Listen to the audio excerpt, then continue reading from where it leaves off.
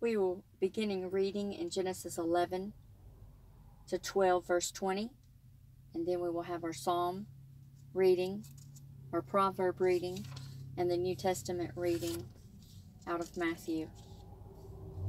Now the whole earth had one language and one speech, and it came to pass as they journeyed from the east that they found a plain in the land of Shinar, and they dwelt there. Then they said to one another, Come, let us make bricks and bake them thoroughly. They had brick for stone, and they had asphalt for mortar. And they said, Come, let us build ourselves a city, and a tower whose top is in the heavens. Let us make a name for ourselves, lest we be scattered abroad over the face of the whole earth. But the Lord came down to see the city and the tower which the sons of men had built. And the Lord said, Indeed, the people are one, and they all have one language. And this is what they began to do. Now nothing that they propose to do will be withheld from them. Come, let us go down, and there confuse their language, that they may not understand one another's speech. So the Lord scattered them abroad from there over the face of all the earth, and they ceased building the city. Therefore its name is called Babel, because there the Lord confused the language of all the earth. And from there the Lord scattered them abroad over the face of all the earth. This is the genealogy of Shem. Shem was 100 years old and begot Arphaxad 2 years after the flood. After he begot Arphaxad, Shem lived 500 years and begot sons and daughters. Arphaxad lived 35 years and begot Salah. After he begot Salah, Arphaxad lived 403 years and begot sons and daughters. Salah lived 30 years and begot Eber, and he begot Eber. After he begot Eber, Salah lived 403 years and begot sons and daughters. Eber lived 34 years and begot Peleg. After he begot Peleg, Eber lived 430 years and begot sons and daughters. Peleg lived 30 years and begot Reu. After he begot Reu, Peleg lived 209 years and begot sons and daughters. Reu lived 32 years and begot Serug. After he begot Serug, Reu lived 207 years and begot sons and daughters. Serug lived 30 years and begot Nahor. After he begot Nahor, Serug lived 200 and begot sons and daughters. Nahor lived 29 years and begot Terah. After he begot Terah, Nahor lived 119 years and begot sons and daughters. Now Terah lived 70 years and begot Abram, Nahor, and Haran.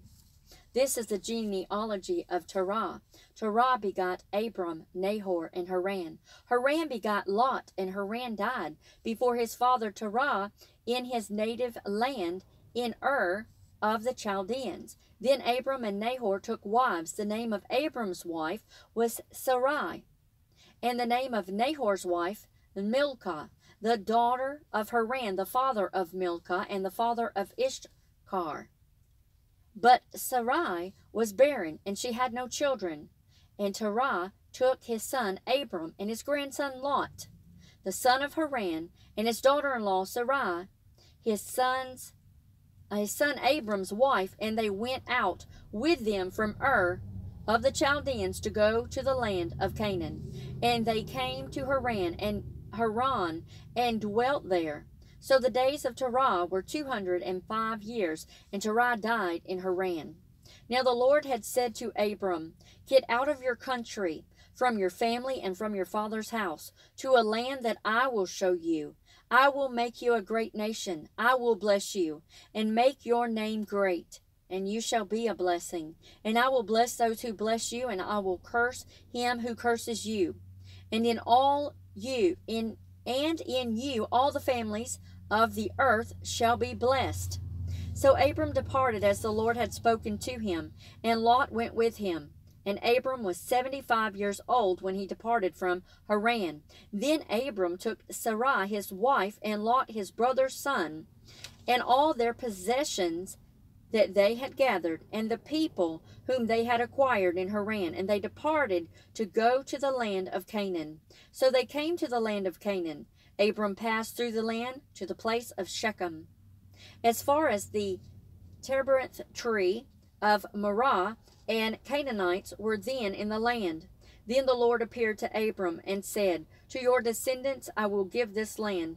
And there he built an altar to the Lord, who had appeared to him. And he moved from there to the mountain east of Bethel, and he pitched his tent with Bethel on the west, and Ai on the east.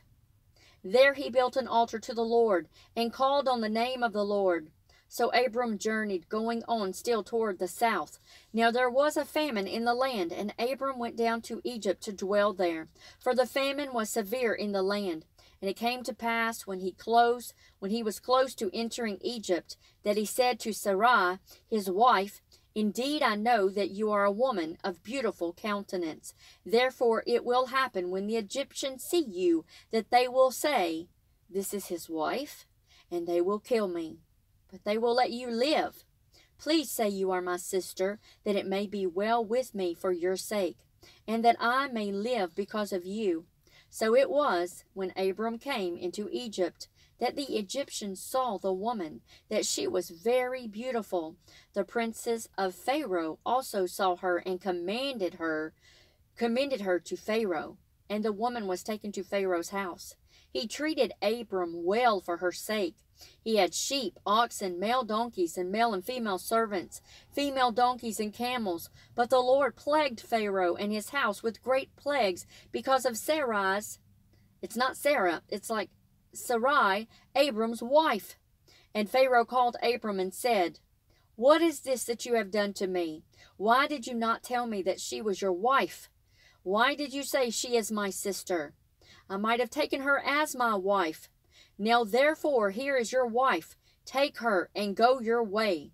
So Pharaoh commanded his men concerning him, and they sent him away with his wife and all that he had. Psalm chapter 4, verses 1 through 3. Hear me when I call, O God of my righteousness.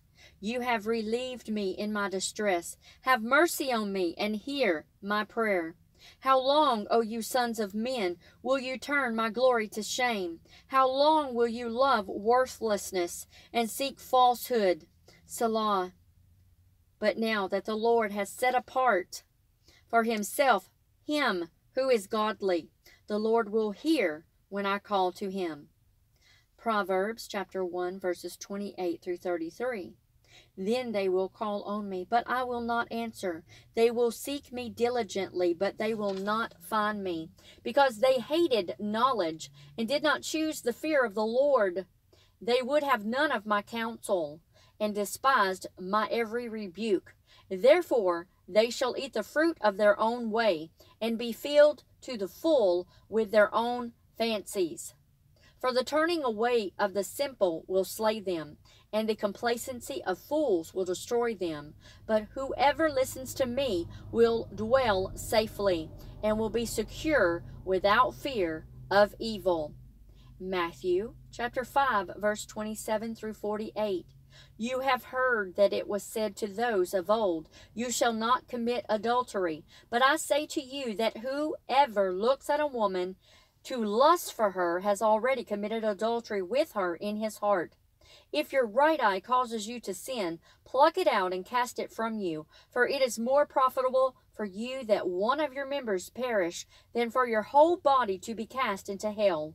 And if your right hand causes you to sin, cut it off and cast it from you, for it's more profitable for you that one of your members perish than for your whole body to be cast into hell. Furthermore, it has been said, Whoever divorces his wife, let him give her a certificate of divorce. But I say to you that whoever divorces his wife for any other reason except sexual immorality causes her to commit adultery. And whoever marries a woman who is divorced commits adultery. Again, you have heard that it was said to those of old, You shall not swear falsely, but shall perform your oaths to the Lord. But I say to you, do not swear at all, neither by heaven, for it is God's throne, nor by the earth, for it is his footstool, nor by Jerusalem, for it is the city of the great king. Nor shall you swear by your head, because you cannot make one hair white or black.